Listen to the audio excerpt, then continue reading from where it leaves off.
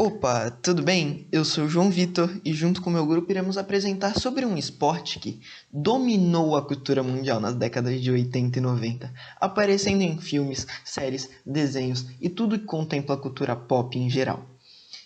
Por mais jovem e avançado que hoje em dia o boliche aparente ser, nem sempre foi assim, já que não existiam máquinas que traziam as bolas de volta até você e muito menos as que faziam os pinos se ajeitarem corretamente e automaticamente, já que o conceito de boliche é muito mais antigo do que muitos pensam. A história do boliche até hoje ainda é imprecisa.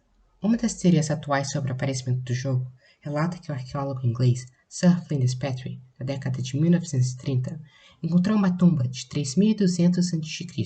de uma criança egípcia com pinos e bolas que poderiam ser de uma versão primitiva do jogo. Entretanto, existe uma outra versão. Disse que o boliche surgiu por volta do século IV ou V na Alemanha, com conotações religiosas, sendo jogado com 9 pinos colocados em forma de losango.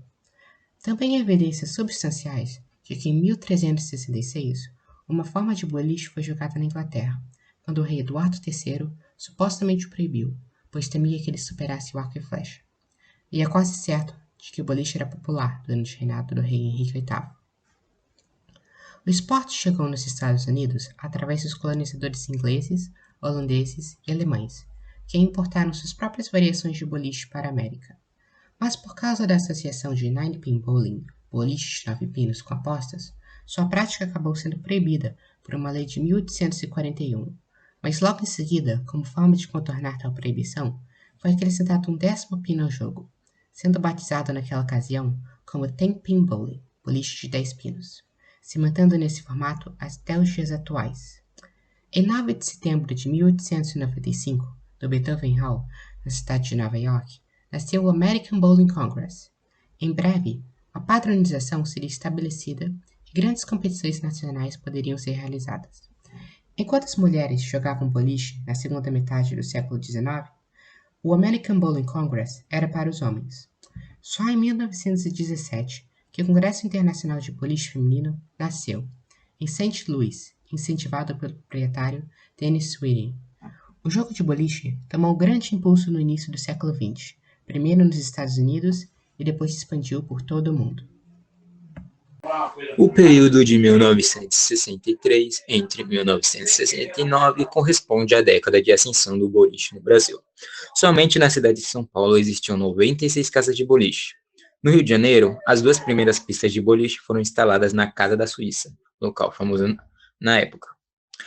Na década seguinte, o boliche passa a ser entendido como uma modalidade de esporte mundial organizada sob o comando da Federation Internationale de Clears, FIC, com sede na Finlândia.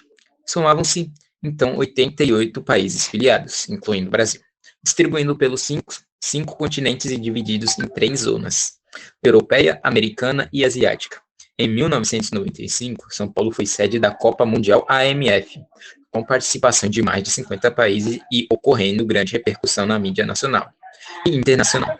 As competições foram realizadas no, então, maior boliche da América do Sul, o Planet Bowling, com 50 pistas divididas em 2 andares, 24 pistas no térreo e 26 no pavimento superior.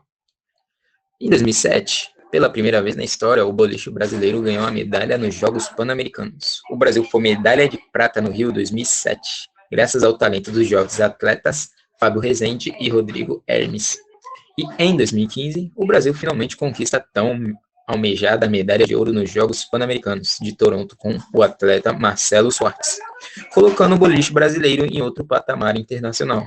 Hoje, o boliche é praticado por 130 milhões de pessoas em mais de 90 países em todo o mundo, sob os auspícios da Federation Nationale de Clears, a FIC. Os melhores atletas do boliche competem regularmente na zona olímpica e em competições mundiais. Bom, agora nós vamos entender como que funciona o boliche. O boliche ele é constituído basicamente por quê?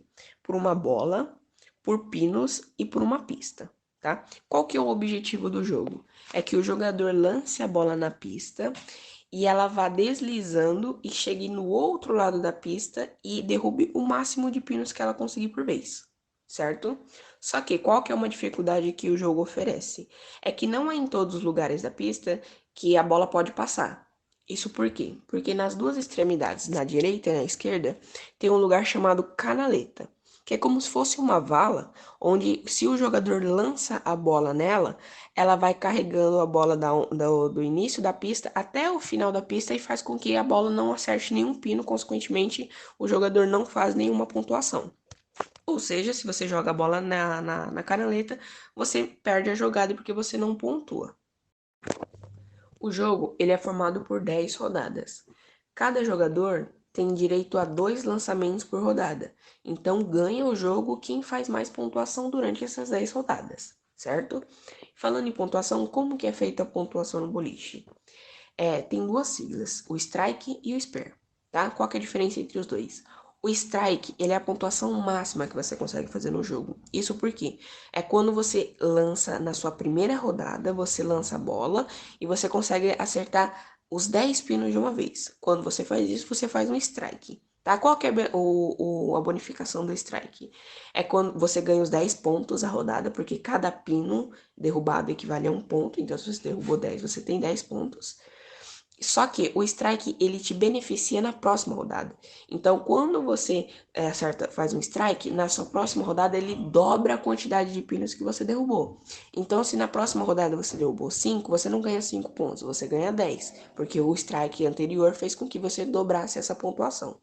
Já o spare, ele é mais simples, ele só é a soma das duas rodadas que o jogador fez.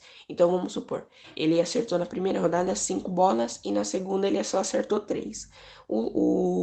Só vai ser feita a soma de 5 mais 3, consequentemente 8, e aí o jogador naquela rodada ele ficou com 8 pontos. Então é assim que é feito a pontuação no boliche, e aí ganha quem faz mais pontos durante essas 10 rodadas do jogo.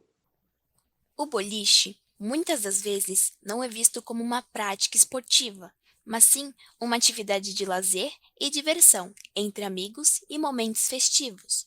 Atualmente, existem mais de 65 milhões de praticantes do jogo somente nos Estados Unidos, onde premiações chegam aos milhares de dólares, tanto para os profissionais como para os amadores. Os Estados Unidos é um dos países que mais pratica o boliche. Além do peso histórico, ele tem uma forte ligação com o boliche. Podemos ver o boliche representado em filmes e séries estadunidenses, como também vemos a sua presença em clipes de música. O boliche pode ser visto como um tipo de estereótipo estadunidense, algo como a relação que temos com o futebol aqui no Brasil. Boliche, basquete e futebol americano são os que lembramos de cara quando pensamos em esportes praticados por lá. Por isso, por lá, é muito mais comum encontrar clubes e estabelecimentos específicos para a prática do boliche, como é mais comum do que aqui encontrar amantes do jogo.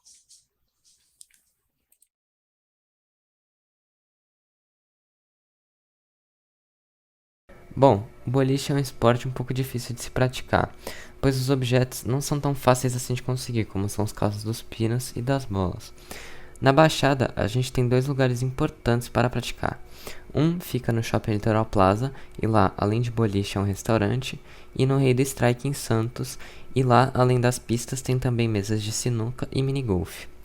Uma ideia para incentivar as pessoas a jogar o esporte é talvez colocar eles na educação física de forma mais adaptada, utilizando materiais mais simples, como uma bola normal de qualquer esporte, e jogar usando pinos de garrafa PET ou qualquer outro material. Somado a isso, também seria interessante a criação de campeonatos valendo dinheiro ou alguma outra coisa para motivar as pessoas. Um passo importante seria colocar o boliche nas Olimpíadas, que dessa forma talvez as pessoas conseguissem olhar o esporte de maneira mais séria e menos casual. E algo que favorece a implementação é o fácil entendimento das regras, e as mecânicas também não são tão assim difíceis de entender. Dessa forma, praticamente qualquer um consegue praticar o esporte, entender e se divertir com ele.